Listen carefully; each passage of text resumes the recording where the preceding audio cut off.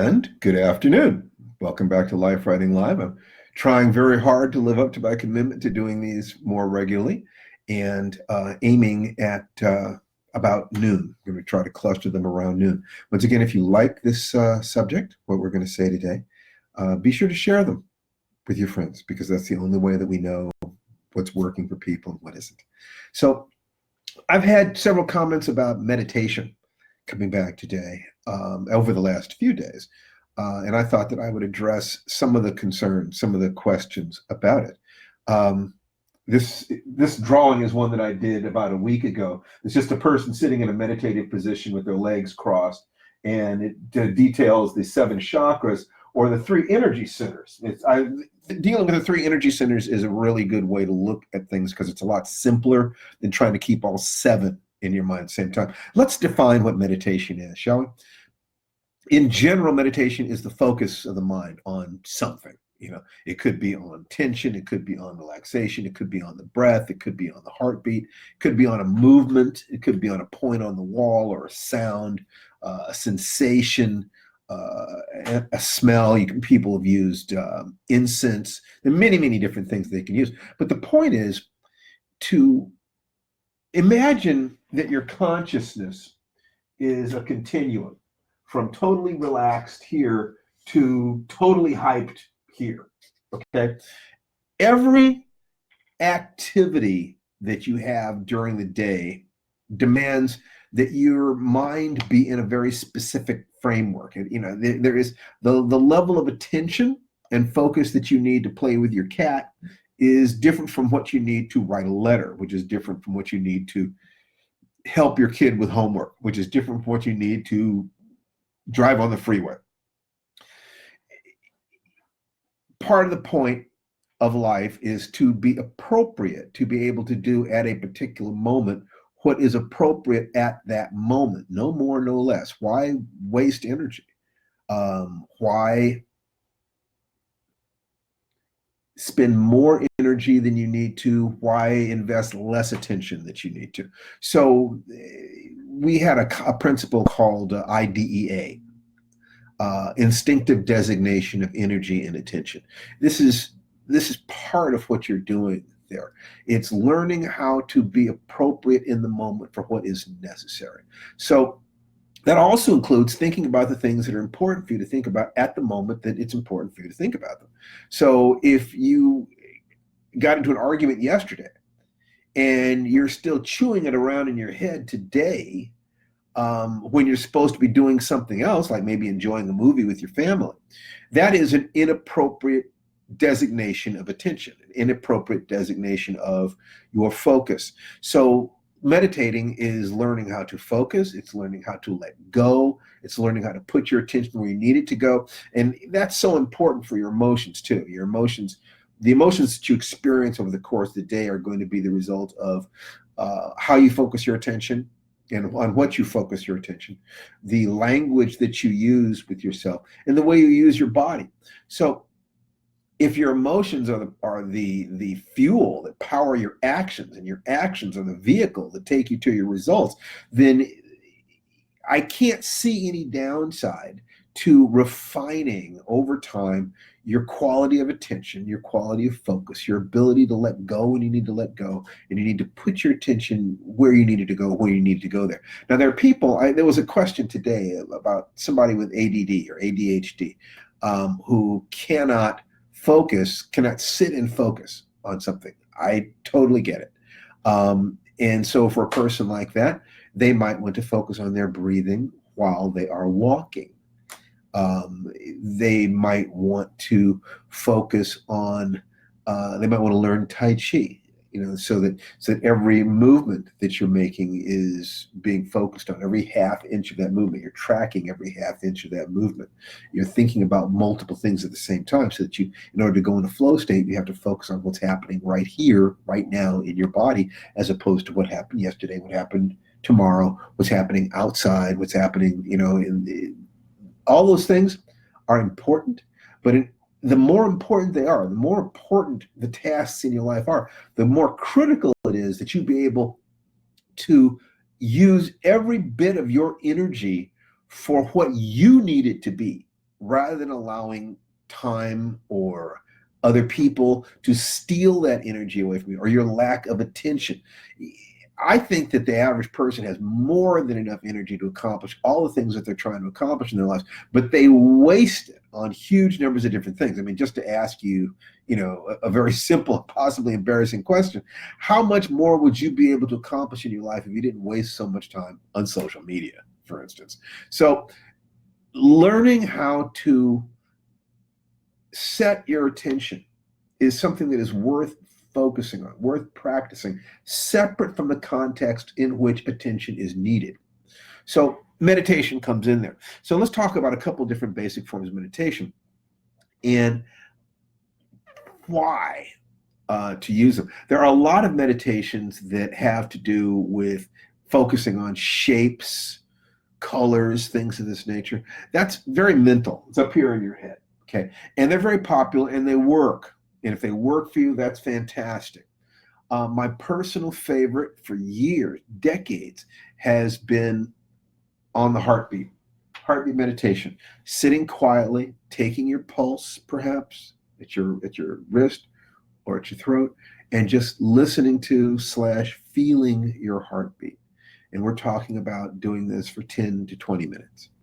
The first 10, 12 minutes is probably going to be nothing more than junk, garbage, just stuff running around in your head, just all sorts of noises and voices. And the thing is that that's not failure. It's actually success, because you're noticing that stuff is there. And you don't try to fixate on it. You don't try to stop it. You don't try to fight against it. In general, you let it go, but you become more and more aware that you are observing the process rather than being controlled by it. And as you begin to observe it one day at a time, you will start noticing gaps between the voices, between the thoughts, between the images. And what you want to do is to relax and allow those gaps to expand. And you will start recognizing that there are quiet spaces in between the sounds or the pictures, the images, the memories. And as you relax and center more and more, those spaces will expand. And you will find that if you are doing, if you're doing this to, let's say, increase your ability to go into flow state for writing or art, things like that, that as those gaps expand and the moments in which you're being taken off to this thought or this sound, this memory, your capacity to slide into flow state and perform at a higher and higher level increases. It's really a beautiful thing to see that the deepest and most intelligent parts of you are not the parts of you that are noticing things, thinking about things, remembering things, that there is a deeper wisdom, and that the first 10 to 12 minutes of any meditation are probably just going to be shaking loose the garbage. So don't take that personally. Don't think that means that you're failing about anything. It's just part of the process. It's actually part of what you're doing, is trying to understand what's happening in my mind. There are forms of meditation that are contemplative, asking questions. Who am I? What is true? And those are great. But if you don't anchor them in your emotions first, you're just playing head games. More to the point, and the most valuable thing I think you can do, unless you have a meditation practice, is meditate in motion. Do something that is moving. It could be as little as following your breathing. Following your breathing works great. There's no question about that.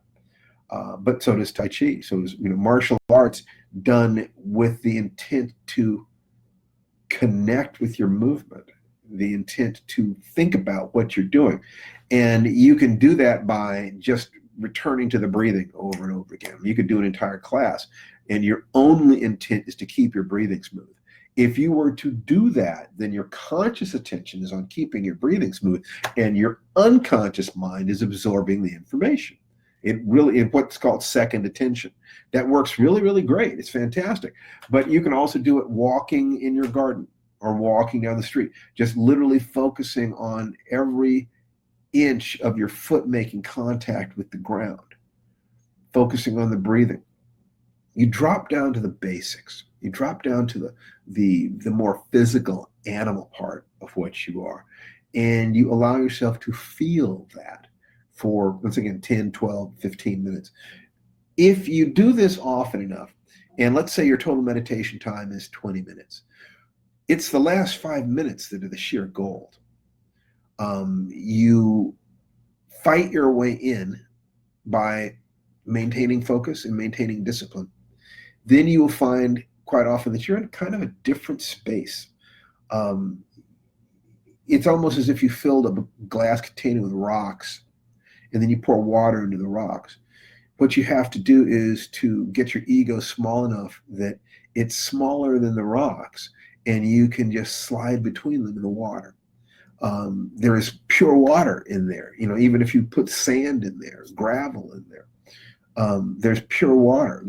In the same way that there's pure space in your life in between all of the problems, in between the impressions, in between the emotional turmoils that you experience, that we all experience in life.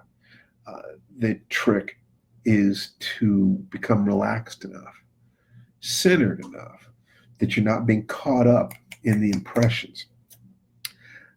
That's, the most important thing I can say right now is that if you will begin the process of meditating every day, for me, I do it. I sit up in the morning and sit cross-legged, not in a lotus position, because my body isn't warmed up enough, and my tendons and knees and so forth will protest if I try to put myself in a lotus position. And then I breathe. So I'm connecting first with the belly brain. Okay. Then after I'm inhaling through my nose using diaphragmatic breathing, visualizing pulling it all the way down to the base of my spine. After a few minutes of that, and I can feel myself starting to wake up, feel myself starting to center, I will then start feeling my heartbeat. Okay. So I will do that second. So first is the body, then the heartbeat. After I'm connected with my heartbeat, I might connect my heartbeat and my breathing. So it's almost like I'm seeing a little tube, and I can make a tube out of my entire body, and I will look at like glitter that's swirling around in there. That's just a metaphor, a visual analogy for the confusion, for all the different things that are going on inside us. As I get more and more quiet, that glitter can begin to settle. Now, the truth is that if you will just do this, if you will just get in touch with your survival drive, your physical, and then open up your emotions, that you've got it. You've got your reasons. The reason to the thing that you want is to experience life with joy. Okay.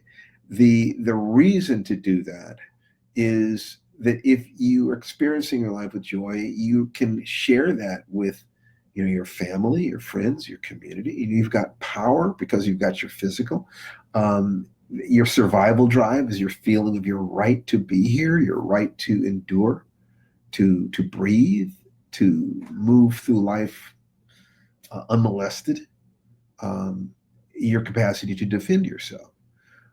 Your heart, as your heart begins to open, then that expands so that you want that for other people. The last thing is to open your head, and is to ask yourself, who am I? What is true? What do I need to do today? First, make contact with that survival stuff. Then open your heart. Then you might imagine, a picture of what it is that you need to accomplish today to stay on track for this week, this month, this year. If you do this right, all of this can take as little as 5 minutes, where you start with breathing, then you move to your heartbeat, and then you move to visualizing what it is that you want to accomplish today. Or you can do more of a pure meditation where you're simply breathing or simply following your heartbeat. It all depends on what it is that you need to move to the next level of your life. You're the one who's going to have to decide what you need, and then find the resources to be able to help you get there. All right, so this is conversation about meditation. If you have questions about this or other things that have to do with how to live your life with joy and peace and contentment and harmony, please let me know. I will try to address them. as rapidly as I can. Other than that, once again, if you've enjoyed this, please share it with your friends. If you have questions, send them to me. I'll try to answer them. And let's see. These thoughts apply to writing, let's say. You can find out more about that in my book, Chop Wood, Carry Water. It's my book on writing. It's available at www.chopwoodwriting.com. You take care, guys. Bye-bye.